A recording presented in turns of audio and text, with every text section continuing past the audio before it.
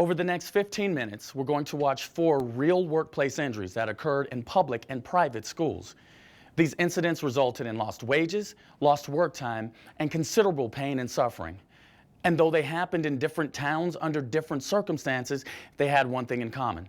They were all preventable, as are 99.9% of workplace injuries.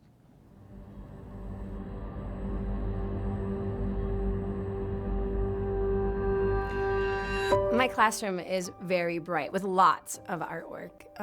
It stimulates learning and discovery. Well, I also use a lot of visual aids, which is why I needed to pull down the projector screen on that day. The kids are always playing with the cord, the string that hangs down from the handle, so I rig it in a way that it won't hang down. To get to the handle, I made a habit of grabbing a chair and stepping up on it and pulling down, the projector screen.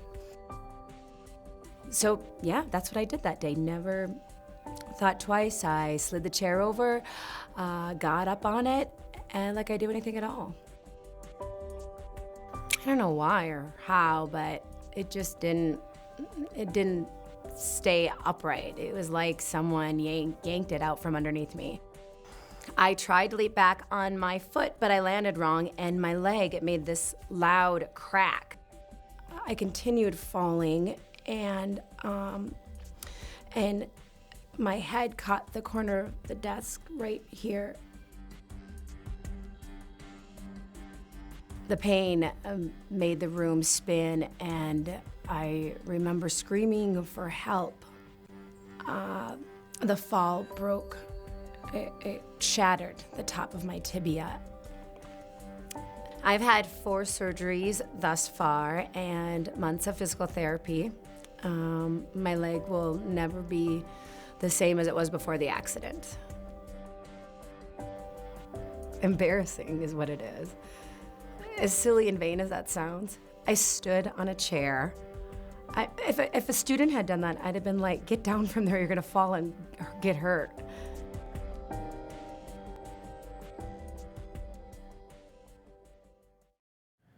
Teachers aren't immune to work injuries, and the injuries they sustain aren't always minor.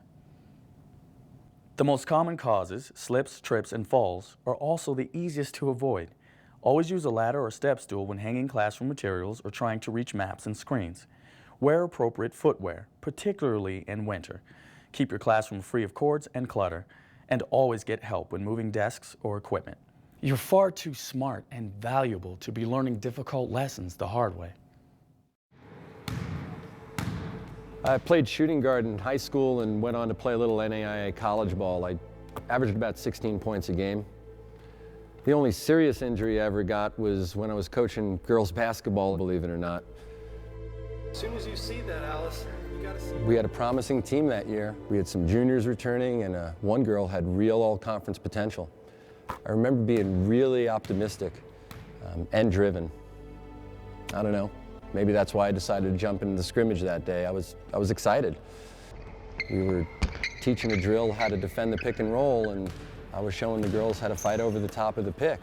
And we ran the drill at full speed. And I went to fight over the top of the pick, and the girl setting the pick drove right into me. We collided pretty hard. My knee buckled. I didn't know it then, but I was about to miss a chunk of that season. Over the last 6 years, I've had 6 surgeries, starting with an ACL reconstruction and most recently, a full knee replacement. I've constantly been in rehab. I've missed out on teaching, I've missed out on coaching, I've missed out on pretty much all the things that I love. What I would tell coaches, your personal safety is important to the team. You can show players things without having to play against them. And my injury was totally preventable. The pain, the time away from sports, time away from things I love, all of it. Loss of income. Coaches just got to play within yourselves. Coaches are susceptible to workplace injuries, particularly when they get older. It's one thing to run wind sprints, hit tackling dummies, and toss weights around at 25, quite another at 45. Run drills at partial speed. Players will understand the technique better and you'll avoid injury. When moving equipment or weights, don't lift with your back. Ask for help with heavy items. Have athletes demonstrate moves. And remember, you're a coach. The best thing that you can do is to be there for your players, not sidelined by an injury.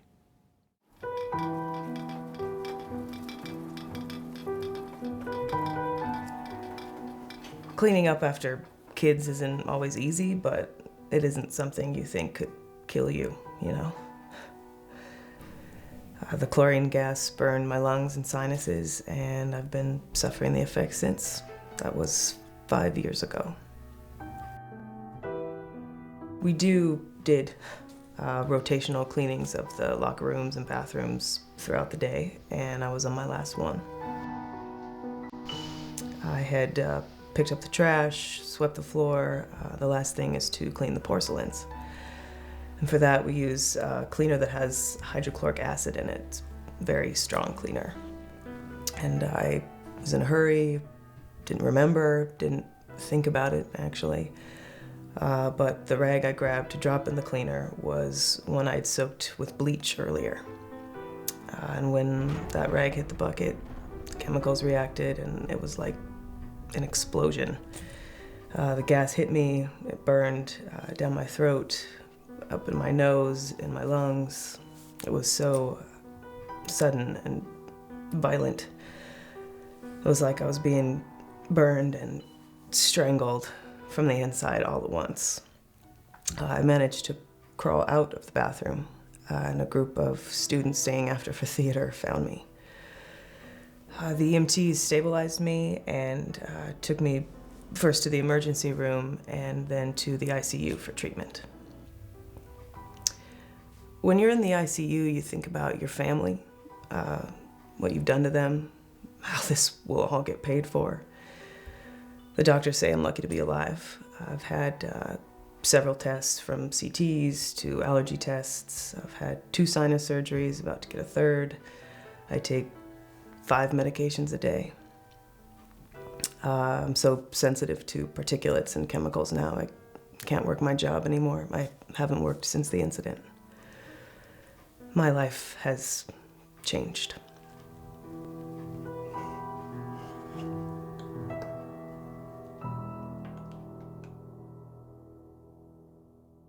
Each year, workplace incidents injure dozens of custodians. Those injuries can result in lost wages, cause pain and trauma, and in some cases like Jan's, end careers. Avoiding common injuries is much easier than living with them. Read the MSDS and be familiar with the chemicals you're using. Wear personal protective gear including, but not limited to, gloves and goggles. Get training on equipment such as floor buffers, and use proper ladders and fall protection when working at height. Your school relies on you to not only take care of the facilities, but also of yourself.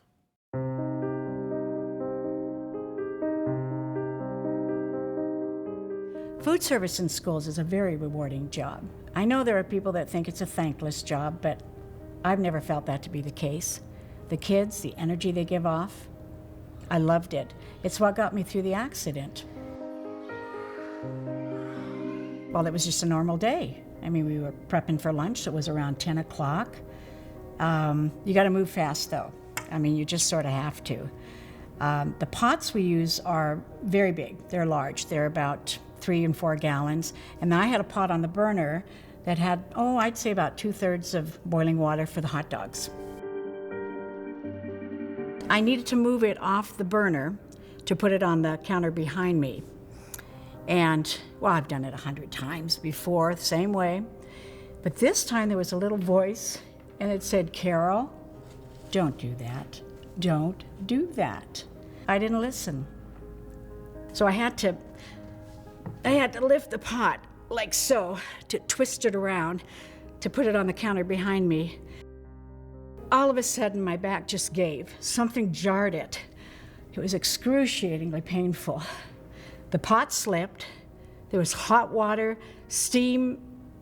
It was like slow motion. You know, like you're watching somebody else. It took about two full years for the burns to heal. I had second and third degree burns on, well, from my elbow up to my shoulder. There's something very odd about burns. Sometimes the most severe burn is painless. I didn't know that. The problem now is my back. I can't do anything physical, whether it's working, pleasure. I can't lift above a certain height, and I can't turn beyond a certain degree. You know, I used to walk every single day, rain or shine. I was very, very active, and now I can't even walk a mile. And what bothers me the most is I can no longer play with my grandkids. I miss my life, and I miss my work. I do. I loved working in the kitchen. One of the most dangerous places in the school can be the kitchen. Heat, knives, machinery, heavy lifting, it's all there. Kitchen injuries, as Carol showed, can be debilitating. So follow good safety practices. Don't lift with your back. Get assistance when lifting. Don't overfill pots and mind hot objects like fryers and burners. The simplest precautions can save a career you love. Workplace safety isn't just something miners and timber workers have to be mindful of.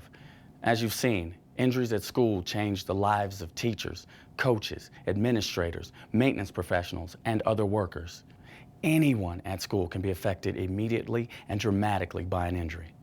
In an average year, thousands of work days are lost to work injuries by state and private school employees. A significant percent of those injuries are life-altering, and all could have been prevented. As your provider of work comp insurance, we hope that you'll take these real stories to heart and use them to remind you to work safely and be vigilant every day. And of course, have a great school year.